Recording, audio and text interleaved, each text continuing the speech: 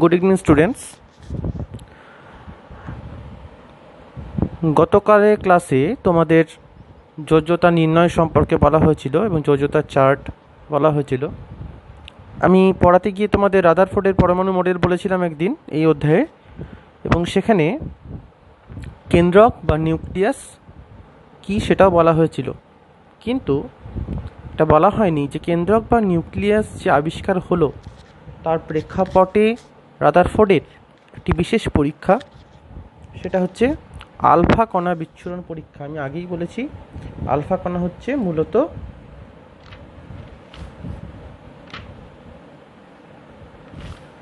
কি কণার স্রোত? হিলিয়াম কণার স্রোত।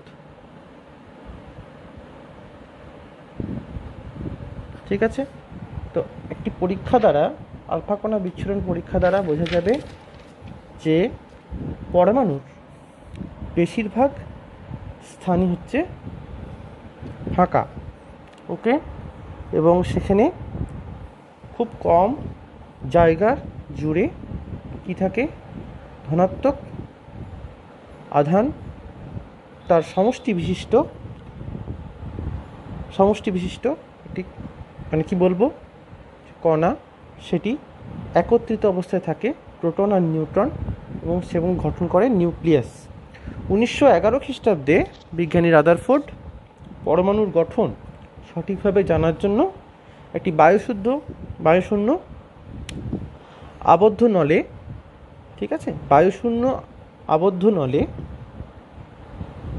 খুব পাতলা 0.444 মিলিমিটার পুরু সোনার পাত, এটা হচ্ছে সোনার পাত নিয়ে তার উপর তেজস্ক্রিয় মৌল থেকে, এটা হচ্ছে উৎস, কোনো তেজস্ক্রিয় মৌল থেকে উৎপন্ন তীব্র গতিসম্পন্ন আলফা কণা দ্বারা আঘাত করেন।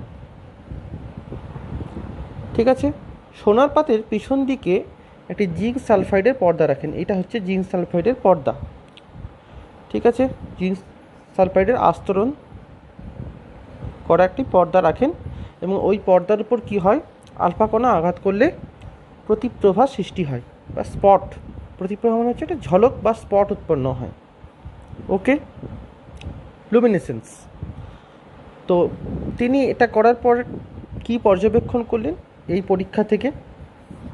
এটা তো একটা আবদ্ধ দেখানো হয়েছে এখানে। তো বেশিরভাগ আলফা কণা কী করে?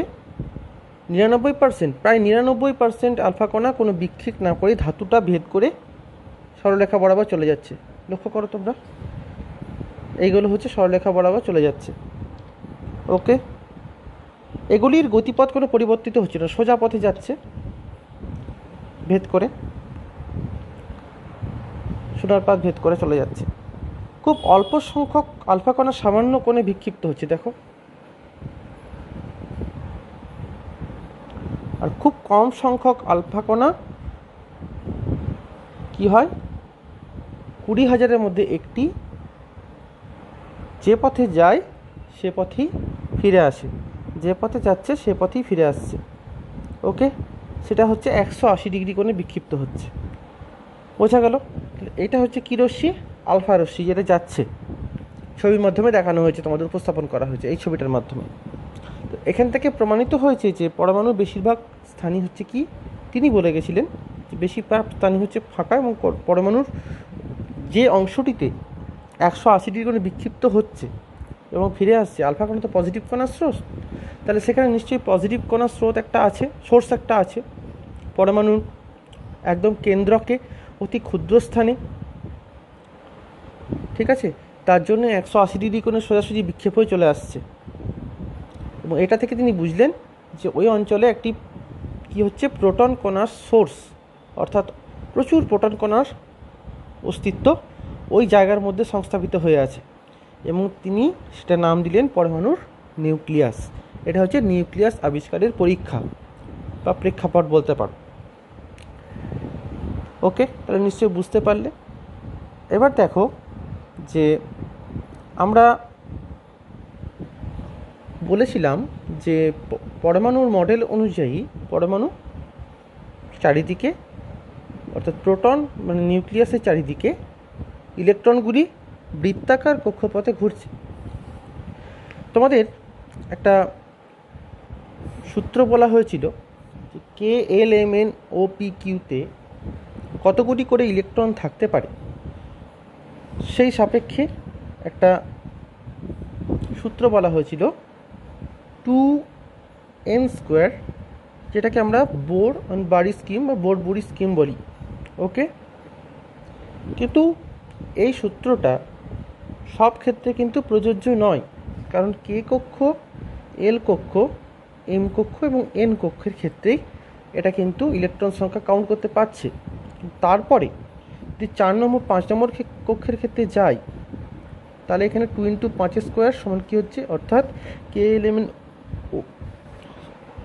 ও কক্ষের জন্য যদি ইলেকট্রন সংখ্যা টোটাল কাউন্ট করতে চাই, তাহলে কিন্তু 50টা ইলেকট্রন বেরোচ্ছে, কিন্তু 50টা ইলেকট্রন থাকে না, সর্বাধিক ইলেকট্রন থাকতে পারে 32টা। এই প্রসঙ্গে বলা হচ্ছে যে কিভাবে তাহলে এটা বোর-বারি স্কিম কেন ফলো করলো না। আবার একটা তোমাদের প্রশ্ন থাকে যে কে মানে পটাশিয়াম আর ক্যালসিয়াম Ca, এদের ইলেকট্রন বিন্যাস দেখবে 2-8-8-1, 2-8-8-2 কেন হয় তোমরা বলে দাও, এক কথাই বলে দাও। তোমাদের যেটা থিওরি অনুযায়ী এখন যেটা তোমাদের সিলেবাসে আছে সেই অনুযায়ী বলো যে শেষ কক্ষে 8টার বেশি ইলেকট্রন থাকতে পারে না, অর্থাৎ KLM কক্ষে 8টার বেশি ইলেকট্রন থাকতে পারবে না। ওকে, কিন্তু এটা কেন হচ্ছে, আমার প্রশ্ন হচ্ছে এটা কেন হচ্ছে। সোমারফিল্ড বলে একজন বিজ্ঞানী পরবর্তীকালে পরমাণু গঠনের আধুনিক রূপরেখা দিয়েছিলেন। তোমাদের একজন জিজ্ঞেস করছিল যে অরবিটাল সম্পর্কে কনসেপ্ট দিন, যে ত্রিমাত্রিক চিত্রের মাধ্যমে পরমাণুর গঠন অর্থাৎ পরমাণুর কক্ষপথকে রিপ্রেজেন্ট করা হয়, তাকে বলা হচ্ছে কক্ষ।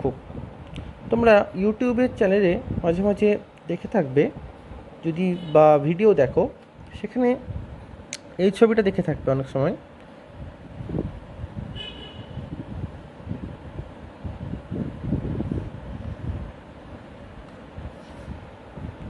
এবং ইলেকট্রনগুলো দেখা যাবে এখানে ঘুরছে, অনবরত আবর্তনরত কক্ষপথ এবং নিরয় ঘুরছে ঘূর্ণনরত। তাহলে ইলেকট্রনের ঘূর্ণন গতি আর আবর্তন গতি দুটোই থাকে, তাই তো। আমি এখানে স্পেসিফিক করে কিছু দেখাচ্ছি না, জাস্ট একটা একটা করে ইলেকট্রন দিয়ে চিহ্নিত করলাম। এগুলো হচ্ছে ইলেকট্রন মাইনাস চার্জ দিয়ে। তো এগুলো যখন ঘোরাফেরা করে ছবিটাতে তাকালে দেখতে পাওয়া যায় 3D ছবি বলে, তখন আমরা দেখি যে ইলেকট্রনগুলো মনে হবে কি ঘুরছে যখন নিজেদের মধ্যে ধাক্কা খাচ্ছে, কিন্তু আদতে ধাক্কা খায় না। অ্যাকচুয়ালি আমাদের কোঅর্ডিনেট অ্যাক্সিস অঙ্কের ক্ষেত্রে তোমরা যদি পড়ে থাকো জ্যামিতিতে, এটা হচ্ছে এক্স, এটা ওয়াই, ঠিক আছে, এটা এক্স ড্যাশ, এটা ওয়াই ও ওয়াই ড্যাশ, এই তো কক্ষ। তাহলে এইটা হচ্ছে এক্স অক্ষ বরাবর, এটা ওয়াই অক্ষ বরাবর, এটা হচ্ছে জেড অ্যাক্সিস। যদি আমরা করি, এটা হচ্ছে Z Axis, Z Z dash নাম দিলাম। তো এই তো কোঅর্ডিনেট অ্যাক্সিস আমাদের। যদি আমরা পৃথিবীটাকে আমরা ভাবি, তো পৃথিবীকে যদি আমরা একটা ইলেকট্রন রূপে কল্পনা করি, তো সেক্ষেত্রে পৃথিবীর যে সৌরজগৎ, তাকে আমরা একটা পরমাণু মডেল হিসেবে কল্পনা করতে পারি। এবং পরমাণু মডেলের কনসেপ্টটাও এসছে সৌরজগতের কল্পনা থেকে। সেখানে দেখা যাচ্ছে যে সৌরজগৎও পুরোপুরি গোলাকার নয়, কিছুটা উপবৃত্তাকার। অর্থাৎ পরমাণুর গঠনে আমরা যে বোরের যে পরমাণু মডেল, সেই অনুযায়ী আমরা দেখছি 1 ইলেকট্রন সিস্টেম। অর্থাৎ 1 ইলেকট্রন সিস্টেমের ক্ষেত্রেই কেবলমাত্র হাইড্রোজেন অ্যাটমের ক্ষেত্রে কেবল পরমাণুর গঠন সঠিকভাবে ব্যাখ্যা করা সম্ভব হচ্ছে, কিন্তু সবার ক্ষেত্রে কিন্তু সম্ভব হচ্ছে না, এবং সব সঠিক ব্যাখ্যা আমরা দিতে পারছি না। যেমন দেখো এখানে 2, 8, 9 এটা কিন্তু আমরা লিখতে পারি না। ঠিক একই রকমভাবে 2, 8, 10 কিন্তু লিখতে পারি না। কিন্তু কক্ষের ইলেকট্রন সংখ্যা অনুযায়ী কে কক্ষে 2, এল কক্ষে 8টা, এম কক্ষে 18টা ইলেকট্রন থাকতে পারে। এটা কিন্তু বোরবারিক স্কিম অনুযায়ীও ঠিকঠাক ফুলফিল করছে। তাহলে এখানে কেন আমরা 3 নম্বর কক্ষে 10টা ইলেকট্রন লিখতে পারলাম না, এই বিষয়টি নিয়ে আমি আজকে ব্যাখ্যা করছি। দেখা যাচ্ছে যে প্রত্যেক কক্ষের আন্ডারেই 4টি করে উপকক্ষ বর্তমান, এস, পি, ডি আর এফ। এইগুলোর একটা করে নাম আছে, শার্প ইলেকট্রন, ফুন্ড ইলেকট্রন, ডিফিউজ ইলেকট্রন, এটা প্রোফাউন্ডও বলে অনেক সময়, আর ফান্ডামেন্টাল। ওকে, এগুলো শেপ নিয়ে আমি আলোচনা করছি। শেপ নিয়ে তোমাদের এখন যদিও নেই। এটা হচ্ছে এসটা হচ্ছে গোলাকৃতি, ঠিক আছে, পিটা ডাম্বেলের মতন দেখতে, এরকম দেখতে, ডিটা হচ্ছে এরই পি এর ওভারল্যাপের ফলে হয় এগুলো এরকম। এফটা আরও ডি আর পি এর উপরে, মানে ডি আর পি এর ওভারল্যাপের উপরে হবে। পিটা হচ্ছে কি দুটো পি এর ওভারল্যাপের ফলে হচ্ছে ডি, ডিটা ঠিক একই রকমভাবে দুটো, একটা ডি একটা পি এর ওভারল্যাপের ফলে হবে, ঠিক আছে। এফটা হচ্ছে সব থেকে হচ্ছে কি আউটার অরবিটাল, মানে হচ্ছে কক্ষক। এগুলো হচ্ছে কক্ষকের সম্বন্ধে যে ইলেকট্রনগুলি থাকে সেগুলো। ওকে, বোঝা গেল। এবার তোমাদের জানতে হবে যে এস উপকক্ষে অর্থাৎ সাব অরবিট মানে হচ্ছে উপকক্ষ, ঠিক আছে। এই উপকক্ষ মানে হচ্ছে কক্ষক, মনে থাকবে। সাব অরবিটের মধ্যে কি থাকে, কটা এই এস ইলেকট্রনের মধ্যে, এই শার্প ইলেকট্রনের মধ্যে কটা ইলেকট্রন থাকতে পারে, সর্বাধিক 2টো। এসে থাকতে পারে 2টো, পিতে থাকতে পারে 6টা সর্বাধিক, ওকে, ডিতে থাকতে পারে 10টা, এফে থাকতে পারে 14টা। এবার এখানে এই এতগুলো করে ইলেকট্রন কীভাবে থাকছে, তোমরা কোয়ান্টাম সংখ্যা যখন পড়বে, আমাদের 4 ধরনের কোয়ান্টাম সংখ্যা আমাদের পাওয়া যায়, কোয়ান্টাম ভ্যালুর উপর ডিপেন্ড করে এই মানগুলো হয়। ওকে, 2 + 4 6, 4টে কোয়ান্টাম সংখ্যা আছে আমাদের, এন, এল, এম, এস। ওকে, প্রিন্সিপাল, এন মানে হচ্ছে প্রিন্সিপাল কোয়ান্টাম সংখ্যা, এল মানে হচ্ছে অ্যাজাইমুথাল কোয়ান্টাম সংখ্যা, এম মানে ম্যাগনেটিক কোয়ান্টাম সংখ্যা, এস মানে হচ্ছে স্পিন কোয়ান্টাম সংখ্যা। এগুলো নিয়ে তোমরা বিস্তারিত পড়বে তোমরা ক্লাস 11-এর। অ্যাকচুয়ালি তোমাদের এটাও সিলেবাসের এখন অন্তর্ভুক্ত নয়, তবুও তোমাদের একজন বলেছিল যে অরবিটাল সম্পর্কে একদিন তথ্য দিতে। আমি বলেছিলাম যে এই চ্যাপ্টারের শেষের দিকে আমি তোমাদের একটা ক্লাসে বুঝিয়ে দেবো, তো এটা তোমাদের বুঝে নাও, কারণ এই ব্যাপারটাই তোমাদের আসে। যদিও এর ব্যাখ্যাটা তোমরা এভাবে দাও যে এখন সে সর্ববৃহৎ কক্ষে 8টার বেশি ইলেকট্রন থাকতে পারে না, কিন্তু আমি আজকে বুঝিয়ে দিচ্ছি কেন থাকতে পারে না, এটা তোমরা এই তথ্য থেকেই বুঝতে পারবে। তো দেখো, বিজ্ঞানী আব্বাউ বলে একজন বিজ্ঞান ছিলেন, তিনি ইলেকট্রনের শক্তি স্তর নিয়ে বিজ্ঞানী যখন আলোচনা করছিলেন, তখন দেখা গেছে যে এটা তো তোমরা নিশ্চয়ই জানো, K less than M less than N less than N less than O less than P less than Q, এবং কিউ এর শক্তির পরিমাণ সবথেকে বেশি, সবথেকে যেটা আউটার মোস্ট অরবিট। তাহলে একই রকমভাবে আমরা যদি এভাবে লিখি, প্রত্যেকের আন্ডারে 4টে করে উপকক্ষীয় ইলেকট্রন থাকবে, এদিকে না। এবার যদি এটাকে যদি আমরা বলবো 1s, যেহেতু কে কক্ষের 1s, ওকে। এল কক্ষের ক্ষেত্রে কী হবে, 2s, তারপরে থাকবে 2p। এবার তোমাদের প্রশ্ন জাগতে পারে, স্যার এখানে কেন পি কিউ থাকবে না কেন? কে কক্ষে কটা ইলেকট্রন থাকতে পারে, 2টো। ঠিক এসেও কটা থাকতে পারে, সর্বাধিক 2টো। তাহলে এসে যদি 2টো থেকে যায়, তাহলে পরে আর ইলেকট্রন থাকবে না। তার জন্য এখানে কোনো আর কক্ষক পাচ্ছি না, অর্থাৎ কে কক্ষে সাবঅরবিট বলতে গেলে সাবঅরবিট একটাই থাকবে, সেটা হচ্ছে এস উপকক্ষ, মনে থাকবে। ঠিক একই রকমভাবে এলে কটা থাকতে পারে, 6টা ইলেকট্রন থাকতে পারে। তাহলে ঠিক একই রকমভাবে 2 নম্বর কক্ষের জন্য মাল্টিপ্লাই হয়ে গেল এস আর পি, তাহলে এস আর পি ইলেকট্রন পাবো এখানে। 2 থাকতে পারছে, পিতে 6টা থাকতে পারছে, তাহলে এখানে যদি 2টো চলে যায়, তাহলে পিতে কটা থাকতে পারবে, 4টে, তাহলে 2s 2p, 4টে পর্যন্ত এখানে আছে, কারণ এখানে আরও থাকতে পারে, 6টা পর্যন্ত থাকতে পারে। তাহলে তারপরে আর পাবো না আমরা, এল কক্ষেও আমরা আর পাবো না কক্ষ P, SP, sorry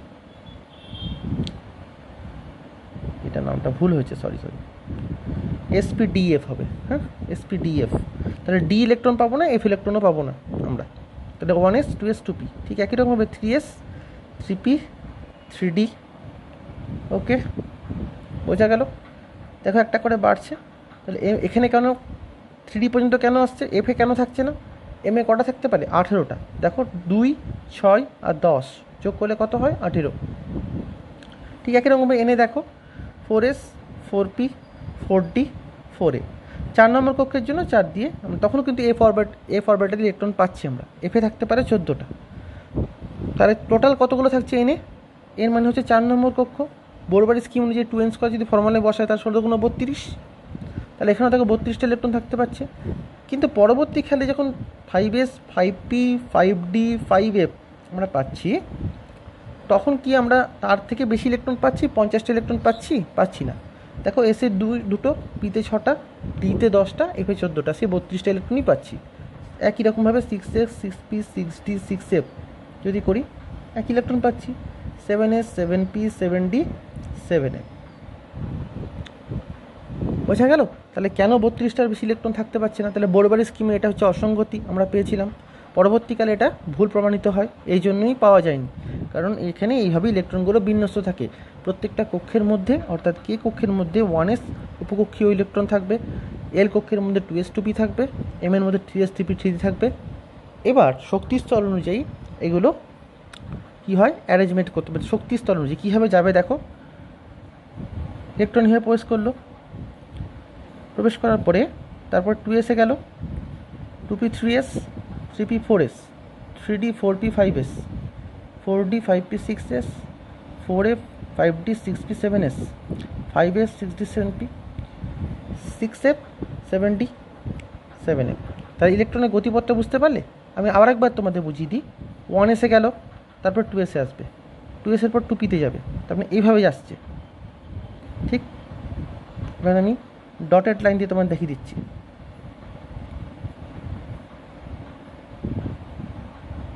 okay, 3p 4s sorry 3p 4s 4s এই হয়ে যাবে। তাহলে শক্তি স্তর অনুযায়ী আমি সাজাই 1s less than 2s less than 2p, 2s এর পর 2p তে যাবে, তারপর 3s, তারপরে 3p 4s, ওকে 3d লেস দেন কী হবে 4p, এভাবে ডট ডট ডট চলে যাবে শক্তি স্তর অনুযায়ী লেস দেন হিসাবে। এবার যেটা আমাদের প্রশ্ন ছিল কে কক্ষে 19, তাহলে যদি আমরা উপকক্ষীয় অরবিটাল অনুযায়ী ভাঙি তাহলে কী হবে 1s2 2s2 2p6 3s2 3p6 4s1। দেখো 1s2 2s2 2p6 3s2 3p6 4s1 এতটা পর্যন্ত এলো। ঠিক এভাবে যদি আমরা কক্ষ অনুযায়ী ভাঙি, ঠিক দেখো কক্ষের ইলেকট্রনগুলো কোথাতে পাচ্ছি। দেখো কে কক্ষ, এল কক্ষ, এম কক্ষ, এটা 1 নম্বর কক্ষ, এটা এল 2 নম্বর, এটা 3 নম্বর, এটা এন। ওকে, তাহলে 2 8 8 1। বিন্যাসটা বুঝতে পারলে কেন এরকম হলো? এবার 8টা ইলেকট্রন কেন থাকছে? ঠিক একই রকমভাবে ক্যালসিয়ামের ক্ষেত্রে 20 1s2 2s2 2p6 3s2 3p6 4s2। দেখো কে কক্ষ, এল কক্ষ, এম কক্ষ, এন কক্ষ 2 8 8 2 আসছে না? 6 2 8 6 2 8 2। তাহলে বিন্যাসটা এই জন্যই আমরা এইরকম পাচ্ছি। 2 8 10 লিখছি না, বা 2 8 9 লিখছি না পটাশিয়ামের ক্ষেত্রে, ক্যালসিয়ামের ক্ষেত্রে 2 8 10 লিখছি না। তো এই বিষয়টা তোমাদের আজকে দেখানো হলো, তোমরা এটা দেখে নেবে। এই প্রশ্নটা তোমাদের মাঝে মাঝে পরীক্ষা একটু দিয়ে দেয়, তো তোমরা এইভাবে ব্যাখ্যাও করতে পারো যদি পারো, কেউ বুঝতে পারলে জিনিসটা, যদি একটু তোমাদের হায়ার স্টাডিজ এই বিষয়টি। তোমাদের যদি প্রশ্ন দেয় কখনো যে আমি একজন আমেরিকান বিজ্ঞানী, পরমাণুর মধ্যে সবচেয়ে হালকা এবং ঋণাত্মক চার্জবাহী কণিকার নাম করেছি, আমি কে, এরকম যদি প্রশ্ন দেয়, সবথেকে হালকা ঋণাত্মক চার্জবাহী কণিকা হচ্ছে ইলেকট্রন। তার নামকরণ করেছিলেন জর্জ জোসেফ স্টোনি। প্রথমে উইলিয়াম ক্রুক্সের পরীক্ষার মাধ্যমে ক্যাথোড রশ্মি আবিষ্কার হয়েছিল। তারপরে জে থমসনের পরীক্ষার মাধ্যমে এটা প্রমাণ হয় যে ক্যাথোড রশ্মি মূলত ইলেকট্রন কণার স্রোত। তারপরে জর্জ জোসেফ স্টোনি এসে নামকরণ করেন, তিনি থমসন নামকরণ করেছিলেন নেগেট্রন, আর পরবর্তীকালে তিনি নামকরণ করেন ইলেকট্রন। ওকে, পরেরটা, আমি পরমাণুর কেন্দ্রে থাকি। 1932 খ্রিস্টাব্দে বিজ্ঞানী জেমস অ্যাডউইক আমাকে আবিষ্কার করেন। নিশ্চয়ই বুঝতে পারছো জেমস অ্যাডউইক কী আবিষ্কার করেন। 1932 খ্রিস্টাব্দে নিউট্রন কণা আবিষ্কার করেন। তোমাদের রিয়াকশনটাও দেখিয়ে দিয়েছিলাম কোন বিক্রিয়ার মাধ্যমে। বেরিলিয়াম 49 কে আলফা কণা দ্বারা আঘাত করলে কার্বন 612 এবং নিউট্রন কণার নিঃসৃত হয়। পরমাণুর, এবার দেখো পরের কোশ্চেন দেখো, এগুলো হচ্ছে বোধমূলক প্রশ্ন তোমাদের সব, এগুলো যেগুলো আমি বলছি। আমি পরমাণুর মাঝখানে থাকা ভারী অংশ যেখানে সমস্ত ভর কেন্দ্রীভূত হয়, আমি কে? একটু আগে তোমাদের রাদারফোর্ডের আলফা কণা বিচ্ছন্ন পরীক্ষার মাধ্যমে দেখালাম যে পরমাণুর মাঝখানে যে ভারী অংশ, এই ভারী অংশের মধ্যে কি থাকে? প্রোটন এবং নিউট্রন থাকে, যার মধ্যে খুব ক্ষুদ্র অংশ জুড়ে থাকে। কেন থাকছে সেটাও বললাম তোমাদের। তো এই আমি হচ্ছে নিউক্লিয়াস, বুঝতেই পারছো। নেক্সট প্রশ্ন, আমি সূর্য, তারাদের উপাদান, আমার উষ্ণতা প্রায় 1 কোটি ডিগ্রি সেলসিয়াস, আমি পদার্থের কোন অবস্থা? এত হাই টেম্পারেচারে পদার্থের একটা বিশেষ অবস্থা হয়, সেটা হচ্ছে প্লাজমা অবস্থা। ওকে, প্লাজমা অবস্থা, এটা হচ্ছে গ্যাসের পরের অবস্থা, কঠিন তরল গ্যাসীয়, তারপর হচ্ছে প্লাজমা অবস্থা। নেক্সট প্রশ্ন হচ্ছে, আমাকে খালি চোখে দেখা যায় না, ওজনও সরাসরি মাপা যায় না, পরমাণু জুড়ে জুড়েই আমি তৈরি হই, এটা হচ্ছে অণু। পরমাণু জুড়ে কে তৈরি হয়? অণু। ওকে, ছাত্ররা অবজেক্টিভ প্রশ্নগুলো নিশ্চয়ই তোমরা ফলো করলে, যেগুলো আমি বললাম। এবার দেখো একটি প্রশ্ন তোমাদের দেয় অনেক সময় যে সোডিয়াম 1123 এবং F মানে ফ্লোরিন 919, এটা হচ্ছে আইসোটোপ একটা। তো দেখো ফ্লোরিন এই পরমাণুর মডেল যেটা আছে 1123, এটা হচ্ছে 23টা হচ্ছে মাস নাম্বার, 11টা হচ্ছে কি নাম্বার? অ্যাটমিক নাম্বার বা ইলেকট্রন সংখ্যা, প্লাস প্রোটন সংখ্যাও বটে। ওকে, তাহলে এখানে কটি প্রোটন, কটি নিউট্রন, ইলেকট্রন আছে যদি জিজ্ঞেস করে এরকম প্রশ্ন, তাহলে কী লিখবে? যে ভর সংখ্যা m সমান হচ্ছে 23, প্রোটন সংখ্যা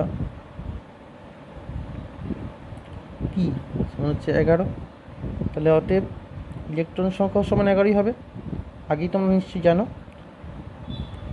দেখিয়েছি তোমাদের ইলেকট্রন সংখ্যা E মানে হচ্ছে 11, নিউট্রন সংখ্যা কত হবে? কী হবে? ভর সংখ্যা, নিউট্রন সংখ্যা n দ্বারা প্রকাশ করা হয়, বড় হাতের, ভর সংখ্যা মাইনাস কী হবে? ছোট হাতের n দ্বারা করা, বড় হাতের না, মাইনাস প্রোটন সংখ্যা। তো 23 মাইনাস 11 সমান কত হবে? 14টি।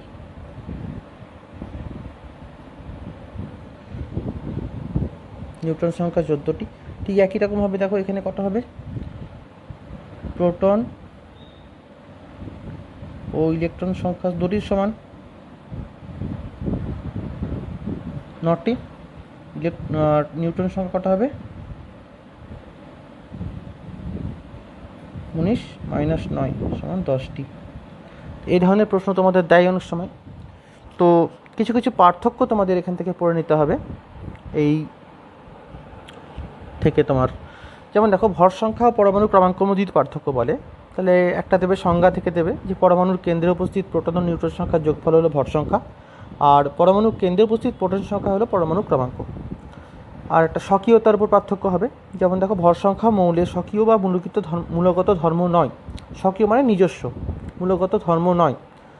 ওকে, কারণ ভর সংখ্যাটা আমরা পাচ্ছি কিন্তু প্রোটন সংখ্যা ইলেকট্রন সংখ্যা কাউন্ট করি কিন্তু পাই, তাহলে মৌলের স্বকীয় বা মূলগত ধর্ম কিন্তু ভর সংখ্যা নয়। আর পরমাণু ক্রমাঙ্ক কী হয়? মৌলের স্বকীয় বা মূলগত ধর্ম, অর্থাৎ এটা আমরা জেনুইনলি ন্যাচারালি পাচ্ছি আমরা মানে পরমাণু মডেল থেকে। আর ইলেকট্রন সংখ্যার সঙ্গে যদি তুলনা করি তাহলে পরমাণুর ভর সংখ্যা ওর ইলেকট্রন সংখ্যার চেয়ে সবসময় বেশি হবে। একমাত্র ব্যতিক্রম হচ্ছে কি সাধারণ হাইড্রোজেন বা প্রোটিয়াম, যার ভর সংখ্যাও 1 আর প্রোটন সংখ্যাও 1, H11 যার সংকেত। ঠিক আছে। আর পরমাণু ক্রমাঙ্কের ক্ষেত্রে লিখবে যে সমস্ত পরমাণুর ক্ষেত্রে পরমাণু ক্রমাঙ্ক ও ইলেকট্রন সংখ্যা সমান হয়, অর্থাৎ প্রোটন সংখ্যা ইলেকট্রন সংখ্যা সমান। এটা মনে করা হয় যে প্রোটন সংখ্যা ইলেকট্রন সংখ্যা সমান বলেই পরমাণু নিস্তরিত। মৌলের ক্ষেত্রে তারতম্য যে যদি আমরা পার্থক্য দেখি তাহলে কি লিখবে যে একই মৌলের বিভিন্ন পরমাণুর ভর সংখ্যা পৃথক হতে পারে। আর একই মৌলের মানে ভর সংখ্যার ক্ষেত্রে একই মৌলের বিভিন্ন পরমাণুর ভর সংখ্যা পৃথক হতে পারে। আর পরমাণু ক্রমাঙ্কের ক্ষেত্রে লিখবে একই মৌলের সব পরমাণু ক্রমাঙ্ক সবসময় একই থাকে। ঠিক একই রকমভাবে আইসোটোপের মধ্যে পার্থক্য দিতে পারে। তোমরা সবাই বুঝতেই পারছো যে কি লিখবে, একটা সংজ্ঞা দিয়ে দেবে যে আইসোটোপের পরমাণু ক্রমাঙ্ক 1, ভর সংখ্যা আলাদা, এটা একই মৌলের পরমাণু হয়। হ্যাঁ, দুটো পার্থক্য হয়ে যাবে। দুটো পার্থক্য, এখানে ভর সংখ্যা 1, পরমাণু ক্রমাঙ্ক আলাদা হবে আইসোবারের ক্ষেত্রে, আর ভিন্ন মৌলের পরমাণু দেখতে পাওয়া যায়। রাসায়নিক ধর্মের ক্ষেত্রে কি লিখবে যে আইসোটোপগুলির রাসায়নিক ধর্ম মোটামুটি একই থাকে, একই মৌলের পরমাণু বলেই একই থাকবে রাসায়নিক ধর্ম। আর আইসোবারগুলির রাসায়নিক ধর্ম পৃথক হয় যেহেতু ভিন্ন মৌলের পরমাণু। দিয়ে একটা উদাহরণ দিয়ে দেবে, এই 2-3টে পরমাণু থাকবে। আর পরমাণু আর আয়ন মধ্যে কি যদি পার্থক্য দেয় তাহলে কী লিখবে, প্রকৃতি অনুযায়ী পরমাণু নিস্তরিত, আগেই বললাম।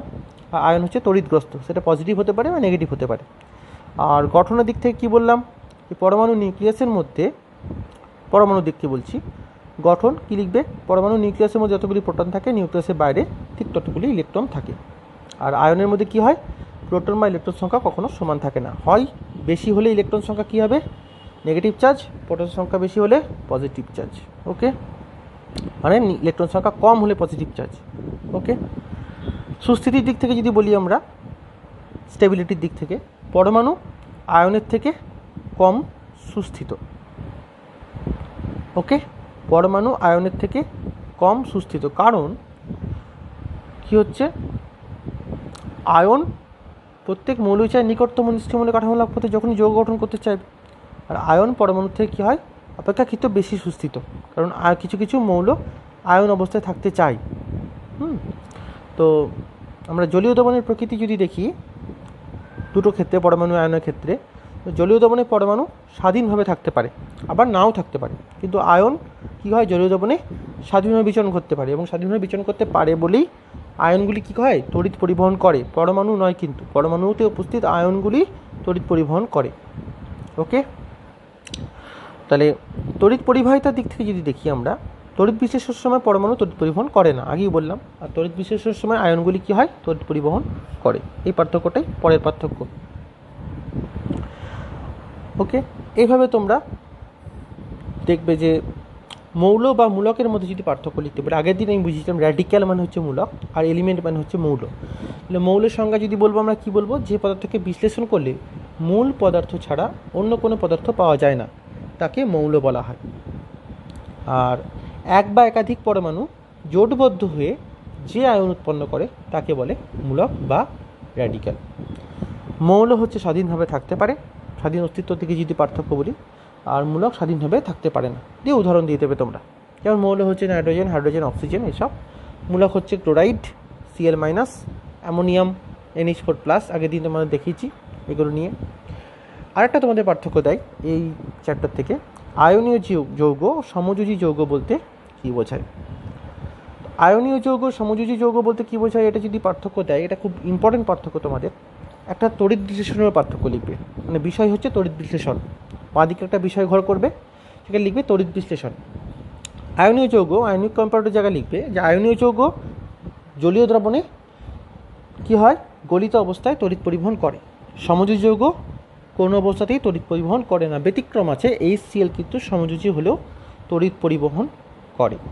এখানে হাইড্রোজেন আয়নটার পজিটিভ ক্যারেক্টার লাভ করে বলে। ওকে, তো দ্রাব্যতা যদি আমরা বলি, দ্রাব্যতার দিক থেকে যদি পার্থক্য বলি, তাহলে আয়নীয় যৌগ কী করে, সাধারণত পোলার দ্রাবকে, যেমন দেখো জল, মানে ধ্রুবীয় তাপকে জল দ্রাব্য হয়, আয়নীয় যৌগ দ্রাব্য, কিন্তু জৈব দ্রাবকে অদ্রাব্য। ঠিক আছে, জৈব দ্রাবক মানে হচ্ছে যেগুলো অর্গ্যানিক সলভেন্ট, তাতে কিন্তু আয়নীয় যৌগ অদ্রাব্য হয়। আর সমযোজী যৌগের ক্ষেত্রে উল্টোটা ঘটে, ধ্রুবীয় দ্রাবক মানে পোলার, মানে জলে সাধারণত এরা কিন্তু সমযোজী যৌগরা অদ্রাব্য হয়, কিন্তু জৈব দ্রাবকে অর্গ্যানিক সলভেন্টের ক্ষেত্রে সমযোজী যৌগরা দ্রাব্য হয়।